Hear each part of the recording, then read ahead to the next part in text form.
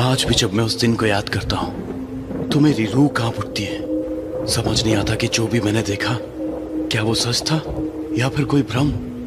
क्या आप भूत प्रेत पर विश्वास रखते हैं? अगर 10 साल पहले यही सवाल आप मुझसे करते तो मेरा जवाब ना होता। मगर उस रात मैं अपने एक दोस्त की शादी को अटेंड करने गांव जा रहा था। बस कंडक्टर को जब मैंने गांव का नाम बताया वो थोड़ा चौंक सा गया और मेरी तरफ अजीब नजरों से देखने लगा। उसने मुझसे कहा कि यह गाड़ी उस रास्ते नहीं जाती क्योंकि बारिश की वजह से वो रास्ता बंद हो चुका है और अगले स्टॉप पर उतर के मुझे पैदल जाना पड़ेगा। मेरे पास और कोई रास्ता नहीं था, सो मैंने टिकट ले लिया। रास्ता बड़ा ही लंबा था, सो मैं थोड़ी देर के लिए सो गया। लगभग रात के 10 बजे गाड़ी उस स्टॉप पर पहुंची और मैं बस से उतरने लगा, लेकिन तभी बस कंडक्टर ने मुझे रोका। वो मुझे वहां पर ना उतरने की विनती करने लगा। उसके कहे अनुसार वो रास्ता बड़ा ही निर्जन था, लेकिन पहले ही मुझे बहुत देर हो चुकी थी, इसलिए कंडक्टर को धन्यवाद देते हुए मैं बस से नीचे उतर गया। मैंने मुड़कर देखा तो कंडक्टर अभी भी मेरी तरफ देख रहा था, मानो जैसे उसे मेरी बड़ी चिंता हो रही थी। बस निकल गई और उस सुनसान रास्ते में अकेला रह गया। मैं बस के जाने के बाद वो रास्ता और भी सुनसान लगने लगा। अंधेरा काफी घना था और मेरे पास टॉर्च भी नहीं थी, सो मैंने अपने मोबाइल की लाइट ऑन की और जंगल के रास्ते की ओर बढ़ गया। मैं थोड़ी दूर चला था कि अचानक बारिश शुरू हो गई। मैंने अपना छाता निकाला और मोबाइल की धुंधली सी रोशनी में आगे बढ़ने लगा, लेकिन अचानक मेरे मोबाइल की टॉर्च बंद होने लगी। मेरा मोबाइल स्विच ऑफ हो गया। रह रहकर मुझे कंडक्टर की बातें याद आ रही थी। मैं अपने आप को कोसने लगा, काश मैंने उसकी बात मान ली होती, लेकिन अब मेरे पास कोई चारा नहीं था। मैंने हिम्मत बांधी और आगे बढ़ने लगा। तभी किसी लड़की की आवाज मेरे कानों पर आई। क्या आप गांव की तरफ जा रहे हैं? वो लड़की बहुत ही सुंदर थी। उसके बाजू में एक बूढ़ा सा आदमी हाथ में लालटेन लिए हुए खड़ा था। मैंने उसकी आंखों में देखा और मैं एकदम सहम सा गया। उसकी आंखें मुझे बड़ी अजीब ढंग से घूर रही थी। चलो बाबूजी, साथ में चलते हैं। बिना कुछ कहे मैं उनके साथ चलने लगा। मुझे एक बात बड़ी अजीब लगी। इतनी बारिश हो रही थी लेकिन उनके पास छाता नहीं था।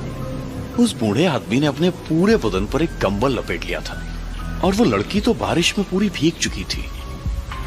मैंने उसकी तरफ देखा। सच में वो बहुत ही सुंदर थी। जी आप चाहे तो मेरा छाता ले लीजिए। मैंने उस लड़की से गुजारिश की। जी नहीं, उसकी कोई जरूरत नहीं। और इतना कहकर वो मेरे पास आई और मेरे साथ एक ही छाते में चलने लगी। सच कहिए तो मुझे ये रात बड़ी अच्छी लगी थी, लेकिन जैसे ही छाता पकड़ने के लिए उसने मेरे हाथों को छुआ, मैं चौंक गया। क्या हुआ? उसने मुझसे पूछा। जी जी, वो आपके हाथ बहुत ही ठंडे थे। लड़की मुस्कुराई। जी हाँ, वो आज बारिश बहुत ज्यादा है ना, शायद इसलिए। उस खूबसूरत लड़की के साथ एक ही छाते में चलते हुए मैं रोमांचित हो रहा था। अब गांव नजदीक आ गया था। मुझे दूर से घरों में जलते टिमटिमाते हुए दियों की रोशनी नजर आ रही थी। मैं उस रास्ते से आगे बढ़ा, लेकिन मैंने देखा कि वो लड़की और वो बूढ़ा आदमी एकदम से रुक गए। क्या हुआ? आप रुके क्यों? मैंने उनसे पूछा। आप गांव में नहीं आने वाले? जी हम गांव नहीं आते, हमारा लॉज है यहाँ पर। कभी वक्त मिले तो आइएगा जरूर। उस लड़की के हाथों में छाता देके मैं आगे बढ़ा। अचानक मुझे याद आया कि मैंने उस लड़की का नाम तो पूछा ही नहीं। अपने आप को कोसता हुआ मैं पीछे मुड़ा और मेरे पांव तले जैसे जमीन खिसकी गई। वहां पे कोई भी नहीं था। मैं आंखें फाड़ फाड़ कर देखने की कोशिश करने लगा। अचानक फिर से बिजली कड़की और फिर जो मैंने देखा, मैं आज तक उसे भुला नहीं पाया हूं। उनकी आंखें, उफ, उसमें तो जैसे जान ही नहीं थी, लेकिन फिर भी वो मुझे ही घूर रही थी। चेहरा सफेद, मानो जैसे उनका खून ही सूख चुका हो। वो मेरी तरफ देखकर मुस्कुराई। उसके सारे दांत सड़ गए थे। हमारा लॉज है यहाँ पर, कभी वक्त मिले तो आइएगा जरूर, मैं आपकी राह देखूंगी। उसकी आवाज मानो किसी कब्र से आ रही हो, इतनी भयानक थी। मेरे हाथ पांव कांपने लगे। मुझे उस कंडक्टर की बताई हुई बात याद आ गई। उसने मुझसे कहा था कि रास्ते में अगर कोई पुकारे तो रुकिएगा मत। इतनी बारिश में भी मुझे पसीना आने लगा और फिर अपनी जान हथेली पर रखकर मैं वहां से भाग निकला। पता नहीं मैं कितनी देर भाग रहा था। गांव में पहुंचते ही मैं बेहोश होकर गिर गया। उसके बाद क्या हुआ मुझे नहीं पता, लेकिन 2 दिन बाद मुझे होश आया। तब मेरे दोस्त ने मुझे बताया कि पिछले 2 दिन से मुझे तेज बुखार था और मैं अपनी बेहोशी में अजीब अजीब बातें बड़बड़ा रहा था। मैंने अपने दोस्त को उस रात क्या हुआ वो सब बात बताई, जिसे सुनकर मेरा दोस्त भी घबरा गया। उसने मुझसे उस गांव में घटी हुई एक हकीकत बताई, जिसे सुनकर मेरे रोंगटे खड़े हो गए। वो कहानी कुछ इस प्रकार थी। उसी गांव में एक लॉज था, जिसे एक बूढ़ा आदमी और उसकी नातिन दोनों मिलकर चलाया करते थे। कुछ साल पहले शहर से कोई लड़का उन दोनों के लॉज पर रहने के लिए आया था। वो दोनों एक दूसरे से प्यार करने लगे। लड़के ने लड़की से शादी का वादा किया और फिर वो शहर चला गया। वो लड़की उसके लौटने की इंतजार की राह देखने लगी, मगर वो लड़का लौट कर कभी नहीं आया। गांव के लोग अब उस लड़की का मजाक उड़ाने लगे, उसे तंग करने लगे। उनका इलाज बंद हो गया। वो बूढ़ा आदमी और लड़की दोनों ही अब अकेले पड़ गए। लड़की का हाल तो बहुत ही बुरा था। वो अब पागलों जैसे बर्ताव करने लगी थी। उस बूढ़े से अपनी नातिन का यह हाल बर्दाश्त नहीं हुआ। एक रात को दोनों जंगल की तरफ निकल पड़े और एक पेड़ से लटककर उन दोनों ने आत्महत्या कर ली। उस तूफानी रात में मैं जिस लड़की और उस बूढ़े आदमी से मिला, ये वही लोग थे।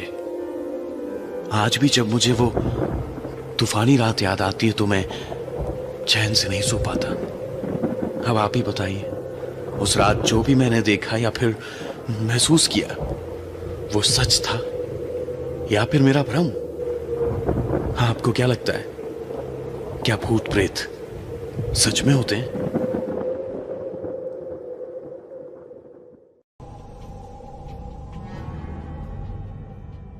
मैं वो रात कभी नहीं भूल सकता। जिस पिज़्ज़ा शॉप में मैं काम करता हूँ, वहाँ पे मेरी शिफ्ट ख़त्म हो चुकी थी।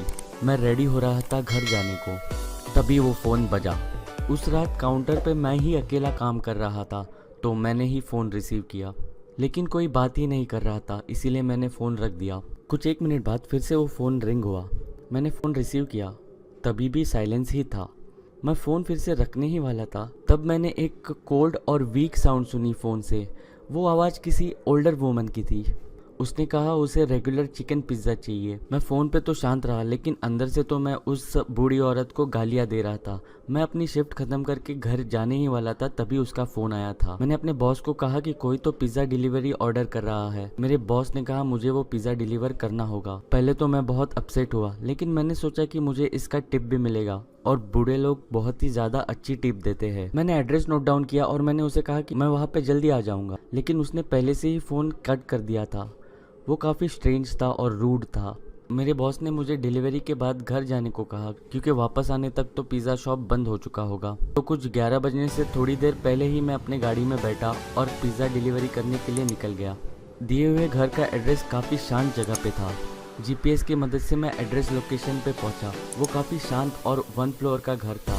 मैंने पिज़्ज़ा उठाया और घर की तरफ चल पड़ा। वो घर की सभी लाइटें बंद थी। मैंने बेल रिंग की इसी होप में कि दिया हुआ एड्रेस गलत ना हो, लेकिन रिंग को किसी ने आंसर नहीं किया। मैंने फिर से डोर बेल रिंग की, लेकिन अभी भी किसी ने आंसर नहीं दिया था। मैं अभी वहाँ से निकलने ही वाला था, तभी मैंने अपना सर राइट साइड में घुमाया और मैंने देखा कि वहाँ पे खिड़की पे कोई खड़ा है। मैं पहले तो काफ़ी डर गया, फिर पीछे हुआ, फिर उसके बाद मैं इवेंचुअली उस खिड़की के पास गया उस इंसान को देखने। वो एक बूढ़ी औरत थी, मिड 70s में। वो एक ब्लैंक एक्सप्रेशन के साथ मेरी तरफ स्टेयर कर रही थी। विंडोज़ के थ्रू मैंने चिल्लाया कि उसका पिज़्ज़ा मेरे पास है, लेकिन उसने कुछ रिस्पॉन्ड ही नहीं किया, इसलिए मैंने और भी चिल्ला के कहा। तभी उसकी फेस पे एक बड़ी सी स्माइल आई। वो स्माइल कोई जेन्युइन स्माइल नहीं थी, वो काफ़ी क्रीपी और डरावनी स्माइल थी। मुझे आज भी उसकी स्माइल और वो एक्सप्रेशंस याद है। मैंने डिसाइड किया कि मुझे वहाँ से निकल जाना चाहिए, तो मैं वहाँ से निकल गया और अपने कार में जाके बैठा। पिज़्ज़ा को मैंने पैसेंजर सीट पे रखा। मुझे लगा कि मुझे ये सब अपने बॉस को इन्फॉर्म करना चाहिए। मैंने मेरे बॉस को टेक्स्ट किया और मैंने कार चालू कर दी। बस एक बार मैंने राइट साइड में अपनी नज़र डाली। मैंने देखा कि वो औरत पैसेंजर सीट के विंडो में मुझे अभी भी देख रही है, वही सेम स्माइल और एक्सप्रेशन के साथ मुझे स्टेयर किए जा रही है। ये देखते ही मैंने वहाँ से अपनी कार बड़ी तेज़ी से भगाई और मैंने पीछे मुड़ के भी नहीं देखा। इसके बाद मेरे बॉस ने मुझे कभी लेट नाइट डिलीवरी